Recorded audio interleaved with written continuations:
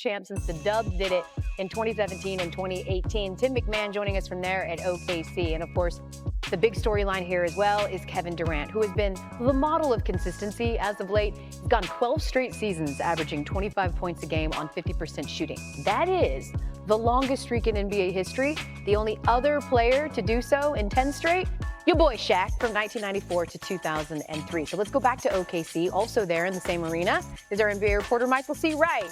We know that all eyes are on KD's debut tonight. What are you hearing about Houston's plans with this lineup?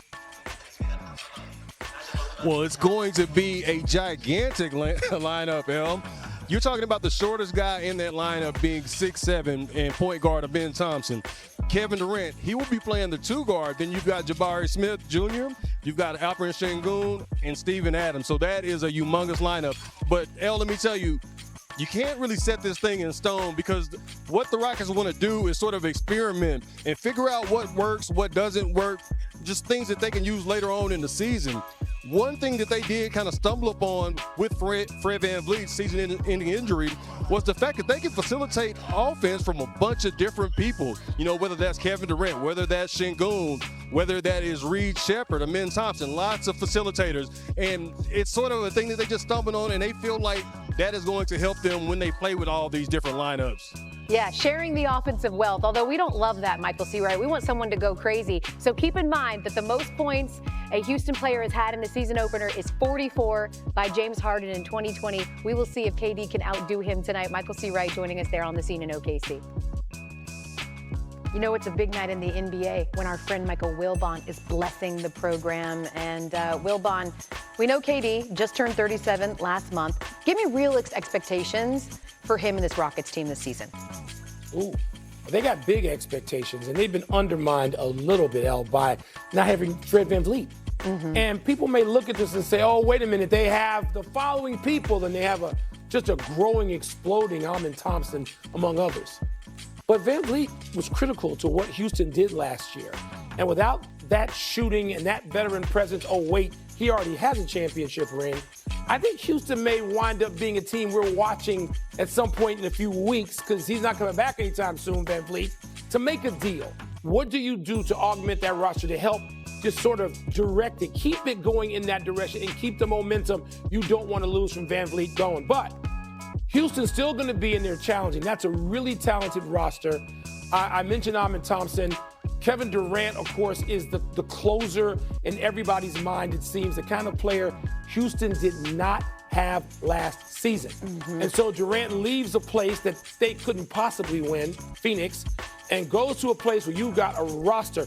I mean, remember, when you've got Sengun and Steven Adams, you've got size, you've got shooting, you've got depth, and now you bring the experience of Durant. So the expectations are high. Yeah. Does it mean I expect them to overtake OKC and maybe another team? Not so fast. Yeah, well, I mean, listen, he talked about that, and you talked about the roster needing a bit of a boost. He claims, or at least has intimated, that's why he took a pay cut and less money so that they would have some flexibility to improve the roster. But you do mention OKC, and certainly they've got a big giant target on their back because they won. Which team do you think is the biggest threat to the Thunder in the West? Well, I'm not alone in this. It seems to be a trendy pick now in the West, and that's the Denver Nuggets. Mm-hmm. And there's no more dependent on like 3 players. And to go out and to now have Cam Johnson, to have Tim Hardaway Jr., to have Bruce Brown back, to have Valanciunas there, you've got a roster, a full roster, not just a player who may be in Jokic, the best player in the world, not just that, but a roster, a fully developed roster around him with experience and talent and maybe improved shooting. And I look at Denver now as a team that ought to say, look who we got in the middle, and look what we've got around him, which was not the case in the last 2 seasons, and Denver was not able to get back in that winner's circle. So if you ask me right now, with Houston still trying to figure out what to do in the absence of VanVleet, to me, I'd look at Denver, and I might look at Denver anyway. It's hard. The league is too hard to repeat. That's why nobody repeats. Yep. It's not because anybody's lacking, Boston wasn't really lacking last year. I'm not talking about the playoffs and the injury to Jason Tatum.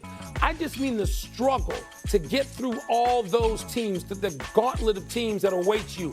I don't know that OKC, while they have everything, they have the coaching, the coachable players, the superstar players, the bench, the support. They have all of it. Do they have enough to repeat? I'm not ready to go there, and I think Denver is one of the teams that's ready to take them head on come springtime. You mentioned the gauntlet teams in the West. Are the Lakers one of them with 41-year-old almost LeBron? I don't know that I'm ready to go there yet. And I realize the Lakers are going to be a team we must watch every night. And first of all, you got to get LeBron back in there healthy. And to me, the season starting without LeBron is a little bit of a downer because you want to see LeBron every chance you get. But DeAndre Ayton is critical to what the Lakers are going to do or not this season, because if he's the 2021 version of DeAndre Ayton, the guy who was in the middle holding it down when the Suns went to the NBA Finals, then yes, the Lakers can be part of that discussion with a recommitted or newly committed Luka Doncic. And I don't mean just conditioning. I mean defense, which I hope to see, or you can forget this discussion.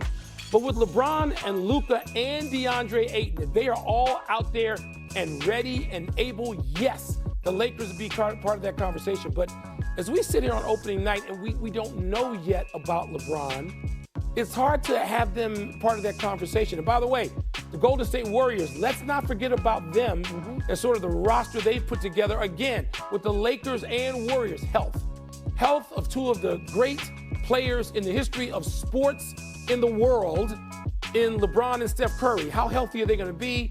How consistently are they going to be able to be at their greatest will determine or go a long way toward determining how far those teams can go by spring. By the way, I find it so funny as I talk to someone who is also like me in the over 40 club. Like, LeBron's the closest thing we have to a superhero. How relatable is it that he has sciatica? Like, that's very 40 up. Like, I don't even know what that is, but it just feels like something that needs to be treated with a pill or because, El, you're not old enough yet, I am, to know what sciatica is. So I'm keeping my fingers crossed for LeBron. He's in the category. Look, he and Tom Brady, they played through everything, right? So part of me is thinking, okay, LeBron's going to do this. Yeah. And then part of me is saying, you know what?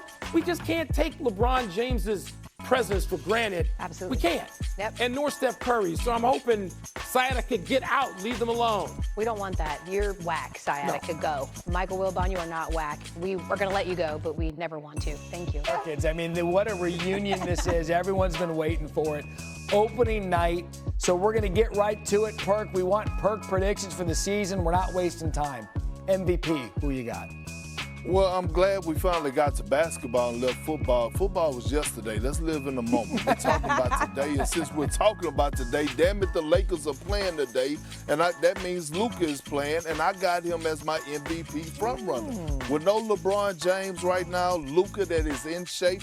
We saw Luka last year that was depressed from being traded, out of shape, battling through injuries, and he still was going out there and putting up monster numbers. Now he has the keys to the car. He's going to be driving. He knows he's the number one option. He has a fresh reset in his mind, body, and soul. Luka is going to be on the mission. He's going to lead the league in scoring. That's going to be equivalent to wins for the Lakers. I got him as my early MVP frontrunner. I cannot wait to see a nice